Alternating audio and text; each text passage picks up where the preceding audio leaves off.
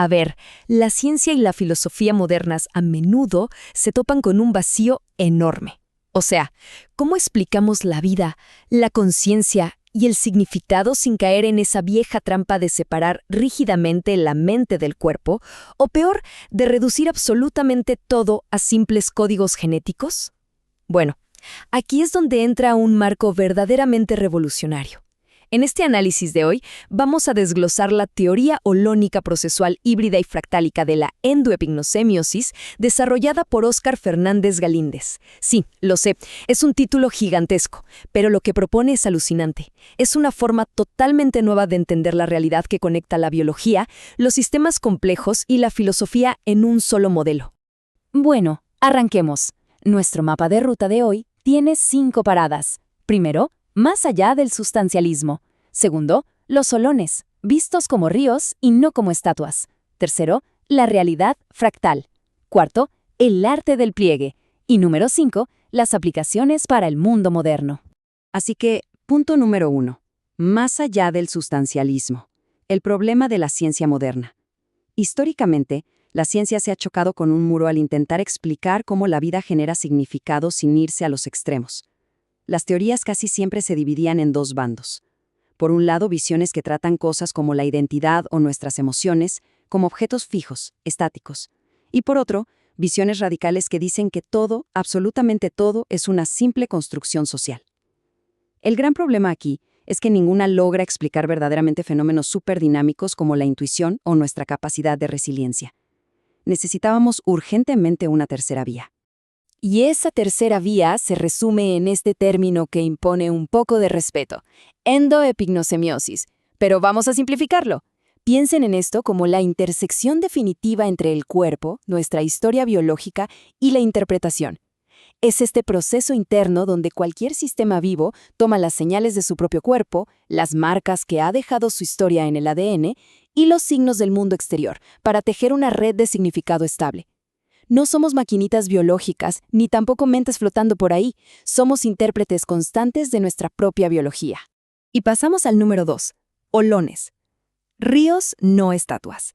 Los bloques de construcción de la complejidad. Ahora, para entender la anatomía de esta red de significado tenemos que hablar del holón. Imaginen un acorde musical, ¿ok? Ese acorde suena completo por sí mismo, es un todo. Pero al mismo tiempo, si lo escuchamos dentro de una sinfonía masiva, ese mismo acorde es solo una pequeña parte de una composición mucho más grande. Esa es la tensión mágica de un holón. Funciona simultáneamente como un todo independiente y como una parte totalmente integrada. Y honestamente esta es la pieza clave para entender cómo se construye la realidad en esta teoría. Y esto ilustra de manera brillante el choque de visiones del que hablábamos hace un momento. De un lado tenemos la perspectiva clásica, el sustancialismo. Trata a las identidades, a los diagnósticos médicos y a las emociones como si fueran estatuas de piedra, cosas inamovibles, posesiones fijas. Pero la realidad, según este marco, pertenece a la procesualidad. Las cosas no son objetos estáticos, son eventos continuos. Fíjense, la tristeza, por dar un ejemplo, no es algo que se tiene, como quien tiene una roca en el bolsillo o un mal corte de pelo, para nada. Es un proceso fluido, como un remolino en un río que puede cambiar de forma en cualquier momento a través de bucles de retroalimentación. Hay una adaptación de una frase famosísima del filósofo Heráclito que resume esto a la perfección. No se puede cruzar 2 veces el mismo holón, porque ni el río ni el que cruza son los mismos. Cada interacción, cada pedacita de información nueva, altera sutilmente el tejido mismo de nuestra existencia. Es un recordatorio fascinante, ¿verdad? La identidad y la realidad están en un estado de transformación constante. Si logramos interiorizar que somos ríos fluyendo en lugar de esculturas congeladas, ¡wow!, se abren posibilidades inmensas para la adaptación y el cambio. Lo que nos lleva al número 3, la realidad fractal, comprendiendo la complejidad y la escala. Si estamos compuestos por todos estos eventos fluidos llamados holones, la pregunta natural es, ¿cómo se organizan a nivel macro? Bueno, aquí la teoría nos invita a mirar la realidad desde múltiples dimensiones que están totalmente interconectadas.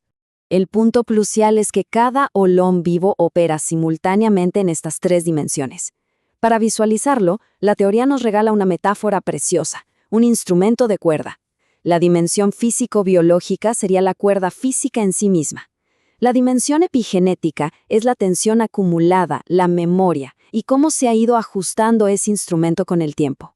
y la dimensión semiótica es la nota musical que finalmente escuchamos e interpretamos. O sea, tratar de explicar una emoción humana observando solo las hormonas es como intentar explicar una sonata de Mozart mirando únicamente las cuerdas del violín, ignorando por completo la tensión y la melodía. Son partes absolutamente inseparables de un mismo evento. Y ojo, esa interpretación ocurre en niveles evolutivos súper claros.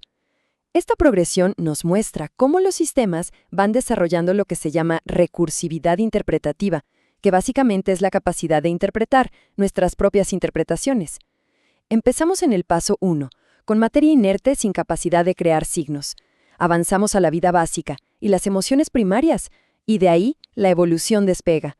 En el orden 3, un ser humano no solo siente miedo, sino que puede pensar, oye, estoy sintiendo miedo. Y ya en el orden 4, grupos enteros, sociedades, pueden reflexionar y crear cultura alrededor de ese miedo.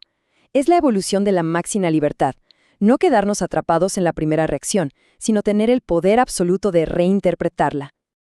Lo loco de esto es que todas estas dimensiones y niveles no están apilados al azar, siguen una estructura fractal. Piensen en una matrioska, esas típicas muñecas rusas donde cada muñeca alberga dentro otra con la mismísima forma.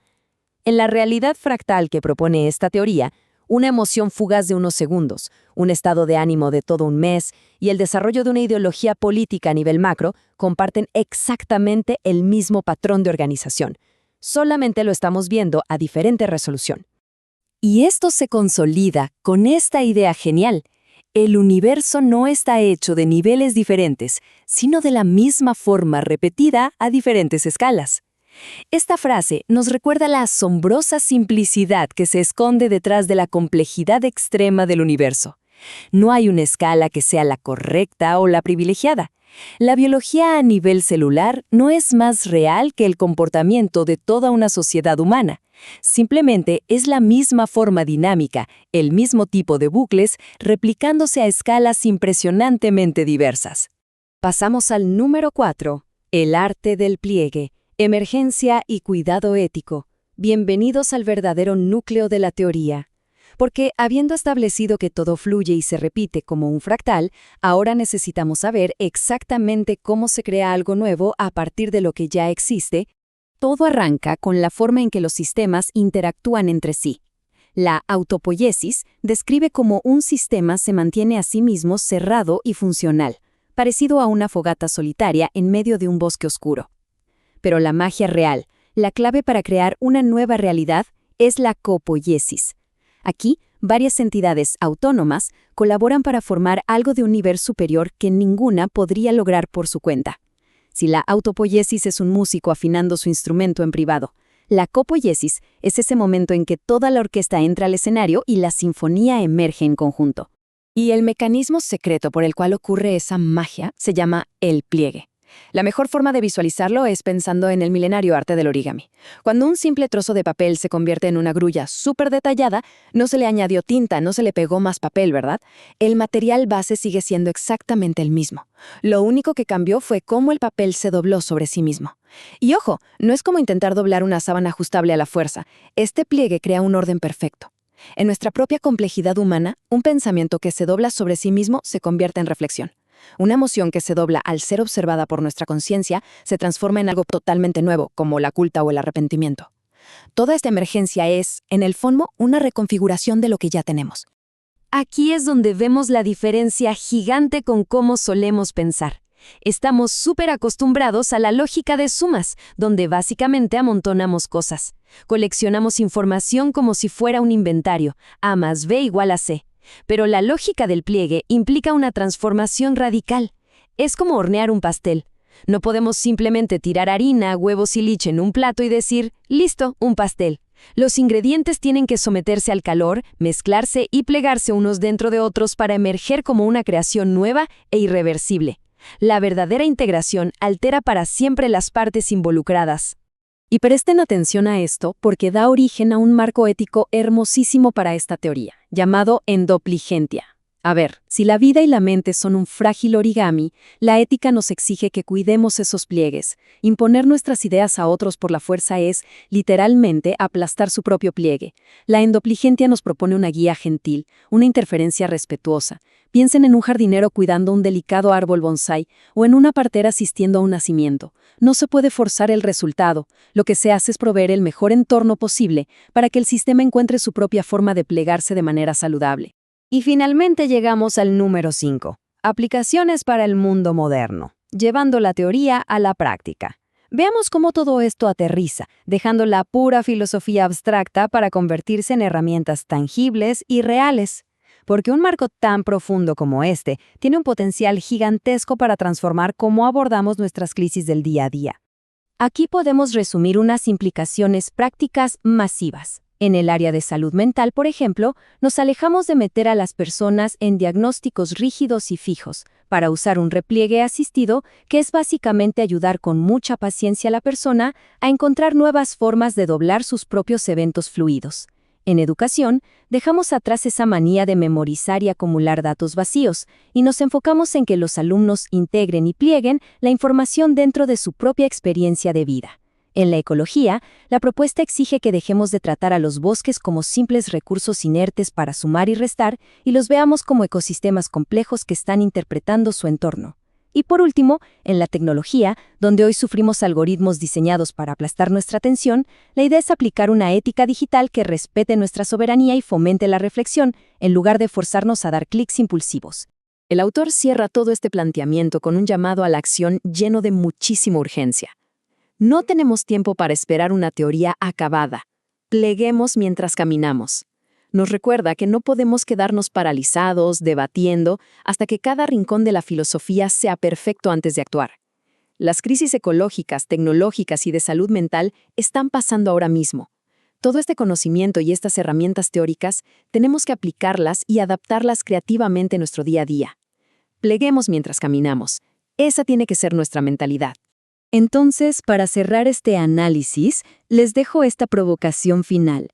Si la realidad no es una simple colección de objetos estáticos, sino un origami infinito de eventos fluidos, ¿cómo va a remodelar esta profunda comprensión la forma en que se pliega nuestro futuro?